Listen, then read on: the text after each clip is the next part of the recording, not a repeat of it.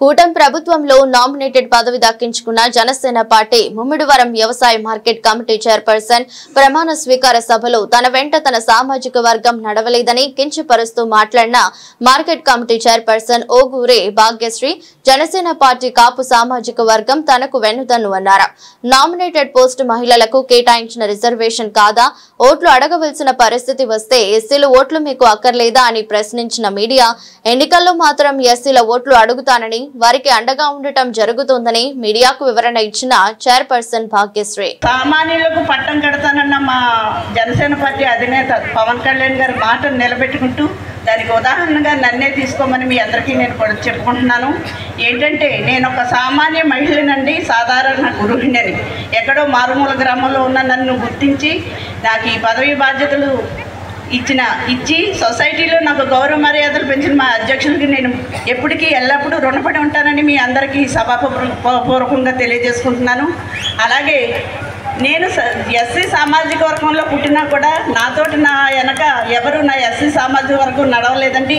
తమ ఇంటి ఆడపడుచుగా నన్ను స్వీకరించి నాకు ఏదొచ్చినా కూడా నా వెన్నదొండుగా నన్ను నా వెంట ఉండి నన్ను నడిపించి నాకు సహాయకులుగా ఉన్న నా జనసేన పార్టీ కాపు సోదరులకు అందరికీ కూడా నాకు హృదయపూర్వక ధన్యవాదాలు తెలియజేసుకుంటున్నానండి. అలాగే నేను 2018లో మరి ఈ పార్టీలోకి ఎలా వచ్చానంటే 2018లో కొంతమంది నాయకులు మా ఇంటికి వచ్చి జనసేన పార్టీ తరఫున కాటన్కోన మండలంలో మహిళలు లేరండి, మీరు మా పార్టీలో జాయిన్ అవ్వాలంటే నాకు రాజకీయం తెలియదండి. ఎందుకంటే నేను రాజకీయ కుటుంబంలో పుట్టిన రాజకీయ వాతావరణంలో పెరిగినా కూడా నాకు రాజకీయ అనుభవం నాకు లేదు. నేను ఎప్పుడు బయటికి వెళ్ళి మాట్లాడలేదని నేను చెప్పడం జరిగింది.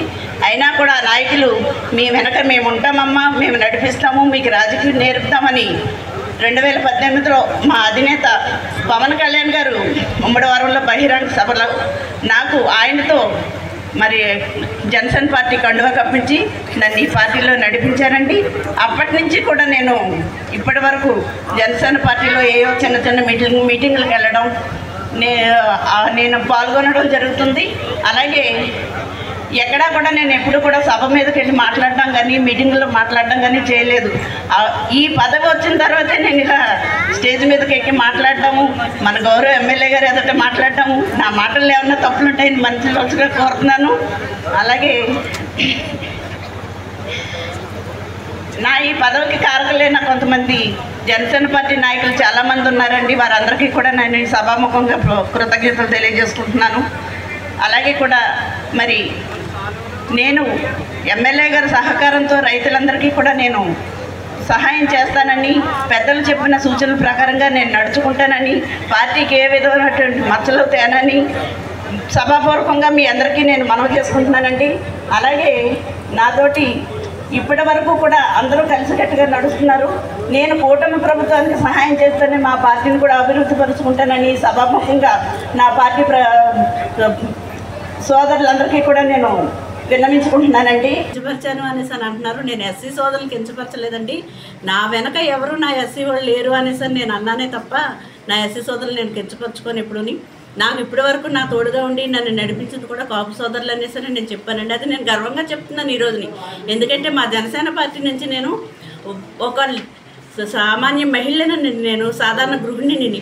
ఈరోజు నాకు ఇంత పదవి ఇచ్చి ఆయన నన్ను సమాజంలో గౌరవ మర్యాదలతో నన్ను నడిపిస్తున్నారంటే మరి నేను నా అధినేతకు నేను కృతజ్ఞతలు చెప్పుకోనండి. మరి వారి సామాజిక వర్గంలో నాకు ఇంత పదవి వచ్చిందంటే ఒక్కరు వచ్చి నన్ను ఎవరు కూడా అభినందించలేదు.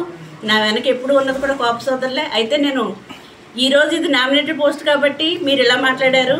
రేపొద్దున మీకు ఏదన్నా ఓటు అడగవలసి వస్తే మరి మీరు ఎస్సీ సోదరులు ఓటు అడగరా అనేసి అని మన మీడియా మిత్రులు అడుగుతున్నారు. నేను ఓటు అడుగుతానండి. నాకు సహాయం చేయకపోయినా మా ఎస్సీ వాళ్ళు నాకు సహాయం చేయకపోయినా నా ఎస్సీ వాళ్ళకి నేను ఎప్పుడూ అండగా నిలబడతాను. వారికి నేను సహాయకంగా ఉంటాను. వారిని ఓటు అడుగుతాను. ఓటు అడగకుండా నేను ఉండను. వారు వేసినా వేయకపోయినా వారికి నేను ఎప్పుడు కూడా నా సహాయ సహకారాలు వారు అందిస్తూనే ఉంటాను నేను.